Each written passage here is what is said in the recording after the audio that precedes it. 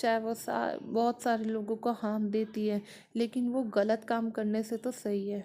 People have a duty to do right thing even if produce bad result. People, इंसान को right thing अगर वो कर रहा है वो उसकी ड्यूटी है, उसको उससे फ़र्क नहीं पड़ना चाहिए कि वो ज़्यादा लोगों को बैड रिजल्ट दे रही है। May be it will not achieve best result but result will morally good, लेकिन वो फिर भी मॉरली गुड और एक्सेप्टेड है वो चीज़, चाहे वो लोगों को हार्म कर रही हो। No it's opposite of utilitarian है कि ये यूटिलिटेरियन की थ्योरी से कहीं ना कहीं क्या अपोजिट है। मेडिकल डिओंटोलॉजी, एक डिओंटोलॉजी मेडिकल की होती है जो एक स्टैंडर्ड्स और प्रिंसिपल सेट करती है। प्रोफेशनल एथिक्स मेडिकल वर्कर्स के लिए करती है, मेडिकल पर्सनल्स डायरेक्टेड कि जो पेशेंट है उनको ज़्यादा से ज़्यादा ट्रीटमेंट के लिए बेनिफिट हो। नौ स्ट्रेंथ क्या होती है इसकी कि हर एक इंसान, हमें हर एक इंसान को इक्वल रिस्पेक्ट देना है। सम एक्ट्स आर ऑलवेज रॉन्ग, कुछ एक्ट गलत होते हैं, ये सर्टिनिटी प्रोवाइड करते हैं क्योंकि ये जो मेडिकल डिओंटोलॉजी की थ्योरी होती है it is based on ethics, ये मोटिव और इंटेंशन को डील करते हैं। नाउ व्हाट इज क्रिटिसिज्म, ये एब्सोल्यूट रूल्स कुछ सेट्स करते हैं, इनका वे ऑफ डीलिंग क्या होता है with case that doesn't seem to fit a build list expectation और रूल। लेकिन ये जो है इनका जो लिस्ट है वो बिल्ड नहीं होता है रूल के एक्सेप्शंस के हिसाब से। Now it acts allowed that make the world a less good place because duty based ethics is not interested in the result. It can lead to course of action that produce reduction in overall happiness of world। तो यहाँ पे क्या कह रहा है कि जो duty based जो हमारे एथिक्स होते हैं वो ड्यूटी एक्शन में होते हैं, वो रिजल्ट जो आपके रिजल्ट्स में इंटरेस्टेड नहीं होते। It lead to course of action that produce reduction in the overall happiness of the world. वो ऐसे कोर्स ऑफ एक्शन में होते हैं ड्यूटी जो कहीं ना कहीं हमारे वर्ल्ड की ओवरऑल हैप्पीनेस को रिड्यूस करते हैं। Now it does hard to reconcile conflict in duties and it does not deal with case where duty, ये उन ड्यूटीज़ को डील नहीं करते हैं, उन ड्यूटीज़ को नहीं करते जो ड्यूटीज़ कॉन्फ्लिक्ट में आ रही होती है। फॉर एग्ज़ाम्पल जैसे कि यहाँ पे कैंसर पेशेंट है कि मेरी होप है जीने की, डिओंटोलॉजी आपको ऐसे नहीं बोलना चाहिए yes you will die after 3 months, you should say your situation is not so bad, we are doing our best. आपको ऐसे बोलना चाहिए हम अपनी तरफ से बेस्ट कर रहे हैं, आपको काम रहना है, किसी को नहीं पता कि कौन कब मर जाए। In this case we are not liars but we didn't tell the whole truth, we just our own duty. तो यहाँ पे मेडिकल पेशेंट, यहाँ पे डॉक्टर की ये ड्यूटी होती कि वो अपनी खुद की ड्यूटी करे और पेशेंट को काम रखे और उनको कंफर्ट प्रोवाइड करे। तो पेशेंट नीड किडनी, एक पेशेंट है उसको एक किडनी ट्रांसप्लांटेशन की ज़रूरत है, I can't do the operation if I know this kidney stolen और दे बाय इट। हम उस चीज़ का ऑपरेशन नहीं कर सकते जहाँ पे कोई इंसान अपनी किडनी बेच रहा है या चुरा रहा है, ये यूटिलिटेरियनिज्म या एथिक्स के अपोजिट होगा। Now there is the third case where there is a diabetic patient and he comes to clinic and afraid tells him it's simple issue and half of the people have this problem. Most of the people, about 80% or 90% people are diabetic, ठीक है। So tell him he should take the medicine and do pay attention for diet. So उसको करने के लिए अपनी diet पे focus करना चाहिए और बहुत डॉक्टर से मेडिकल रिकमेंडेशन लेनी चाहिए कि डायबिटिक कैसे प्रिवेंट हो और कॉम्प्लिकेशन ना आए। तो डिओंटोलॉजी कहती है आपकी। यूटिलिटेरियन क्या कहता है, tell him it's simple issue, कि सिंपल इशू है and half of the people has it problem. आपको क्योंकि बहुत सारे लोगों को खुशियाँ पहुँचानी, तो डायबिटिक इंसान को कैसे पहुँचा सकते हैं, आप उसको बोल के ये रिलीफ दे सकते हो कि ये सिर्फ आपके साथ नहीं, इस दुनिया में हाफ ऑफ द पॉपुलेशन ऐसी है जिनको डायबिटिक है और आप उनको हैप्पीनेस दे सकते हो। बट डिओंटोलॉजी कहती नहीं, आपको अपनी ड्यूटी करनी है, आपको उनको मेडिसिन और रिकमेंडेशंस प्रोवाइड करनी है कि आपको ऐसे क्या अपने आप को सेफ गार्ड करना चाहिए कि आपका जो डायबिटिक है ये ना बढ़ जाए, कॉम्प्लिकेशंस ना हो डिसीज़ की। Now Emmanuel can't who give this duty based ethics, He represent deontology ethics. It was possible to develop a conscious moral system using reason. हम इसको रीज़न के थ्रू भी क्या कर सकते हैं, डेवलप कर सकते हैं ड्यूटी को. If people were to think about this seriously and philosophically rigorous manner, Kant thought they would realize that there were some moral laws that all rational being had to obey simple. तो what here it says, वो ये कह रहे हैं कि हम लोगों को रियलाइज़ करना चाहिए कि कुछ लॉज होते हैं जो हम रैशनल ह्यूमन बीइंग के लिए बने होते हैं और हमें उन रूल्स को ओबे करना चाहिए. क्यों? क्योंकि हम रैशनल बीइंग्स हैं and this would apply to any rational being. किसी के ऊपर भी अप्लाई हो सकता है और इस दुनिया में जितने भी यूनिवर्स में इंसान हैं उनके ऊपर हो सकता है जो एग्जिस्ट करते हैं. तो कुछ लॉज इस दुनिया में बने होते हैं जिनको हमें ओबे करना चाहिए और हमें ड्यूटी को फॉलो करना चाहिए. ये मेन कांट कहते हैं. Now it's concept that is the notion of duty, morality, goodwill and nature of imperative. Now goodwill क्या होता है? गुड का मतलब होता है सही चीज़ें करना. What was good? गुड एक इसेंशियल पार्ट एथिक्स होता है. कांट ये भी कहते हैं if there was anything that everybody could rationally agree was always good. अगर पूरी मेजॉरिटी कहती है, रैशनली एग्री होती कि सही है, तो वो हमेशा अच्छी ही होगी. The only thing that he thought satisfy this test was a good thing. वो सेटिस्फाइड है, मेजॉरिटी ऑफ पीपल सेटिस्फाइड है, ये आपका गुडविल है. नाउ नोशन ऑफ ड्यूटी क्या कहती है कि मेरे को काम करना है, मॉरल एक्शंस करने हैं. ठीक है, जैसे मैंने किसी को देखा उसको मदद की ज़रूरत है तो मैं देखूंगी और कुछ ना कुछ काम करूंगी और और मेरी ड्यूटी होगी कि मैं उसकी मदद करूं कि आपको क्या हेल्प की ज़रूरत है. Now considering only those action that are seemingly good. Kant के हिसाब से हमें वही एक्शन देखने चाहिए जो ड्यूटी हो और ऐसी ड्यूटी एक्शन हो जो क्या हो, अच्छी हो. that seems good by duty, that are good to my common sense of duty and for that they are right. तो गुडविल वही होता है, हमें ऐसे एक्शन करने चाहिए जो अच्छे दिखे और वो सही होने चाहिए. Now the nature of imperative. Imperative are of two types, hypothetical and categorical. Imperative, hypothetical, you have to out to this work.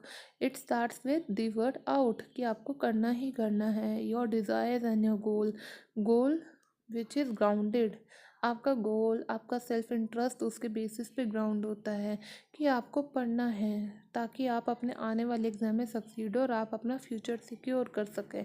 You will not succeed in first time, then you change your method. अगर आप succeed नहीं हो पाए exam में, आप अपने पढ़ने का मेथड चेंज करो और अच्छे से स्टडी हार्ड पढ़ो और अपना रिज़ल्ट उसके अचीव करो. ये आपकी हाइपोथेटिकल इम्पेरेटिव कहती है कि आपको करना ही करना है, आपको पढ़ना ही पढ़ना है. कैटेगोरिकल इम्पेरेटिव कहता है that you have to do. ठीक है, तो यहाँ पे क्या बोला है? Kant there is only one imperative that is the moral law. Moral law कहती है जैसे कि डू एमरजेंसी ट्रीटमेंट. ठीक है, अगर वो आपका जानी दुश्मन है तब भी आपको एमरजेंसी में, अगर वो बीमार है, आपको ट्रीटमेंट उसका करना ही करना है. Now it is divided into two formulation. First formulation क्या कहता है कि आपको एक्ट ऐसे करना है कि आप विलिंग हो become a general law that every one else should do the same in same situation.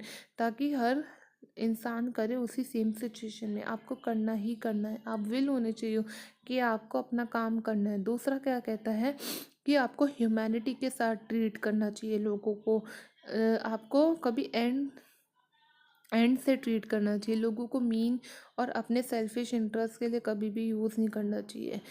ठीक है, now see if your actions are using other और affecting other in the meaning of never using them as a mean to achieve but always as an end. तो ये and क्या होता है? आप कोई भी एक्शन कर रहे हो, उस एक्शन से लोगों पे ऊपर बहुत अफेक्ट पड़ रहा है. नेवर यूजिंग देम, आप कभी फिर भी उसको अपने खुद के मीन के लिए मत यूज़ करो कि दूसरे लोगों को हार्म हो. आप उसको एंड के लिए यूज़ करो कि वो ऐसा एक्शन हो जो दूसरों को हार्म नहीं करे. So you always use as an end not as a mean and treat as other people as an humanity. Now आपने झूठ, कॉन्फ्लिक्ट आ गया ड्यूटी में. क्या? आपने झूठ बोला, आपने चोरी की, आपने सच नहीं बताया, which is morally unacceptable. But what if a soldier was captured by enemy, he will have two choices. अगर कोई सोल्जर अपने दुश्मन से पकड़ा गया, अब वो दो चीज़ें ही कर पाएगा, या तो वो सच बोलेगा या वो अपनी कंट्री के थ्रू बिट्रेज कंट्री, कंट्री के लिए सच बोलेगा या वो झूठ बोलेगा। He is here in front of two duties. अब वो क्या चूज़ करेगा, लाइंग एंड बिट्रेइंग या फिर लाइंग, ये दोनों ही इमोरल है। But in this case to lie is better than to betray. दूसरों को बिट्रे करने से अच्छा अपनी कंट्री को अगर सिर्फ झूठ ही बोलना पड़े जिससे कंट्री बिट्रे ना हो, तो वो उस केस में लाए होना सही है। The rule here is follow the least damage, another is जैसे ब्रेस्ट कैंसर, किसी को सेकंड स्टेज में ब्रेस्ट कैंसर है, ठीक है, chemotherapy, radiotherapy, surgery with total reaction, partial reaction. So deontology theory and religion both have the rule. आप religion में देखो, डिओन्टोलॉजी में देखो, दोनों में ही है। Now this is not so important, ये न्यू डिओन्टोलॉजी थ्योरी है, but this is not so very important. Russian duty based ethics. Now yeah, this is important. Prime facia, uh,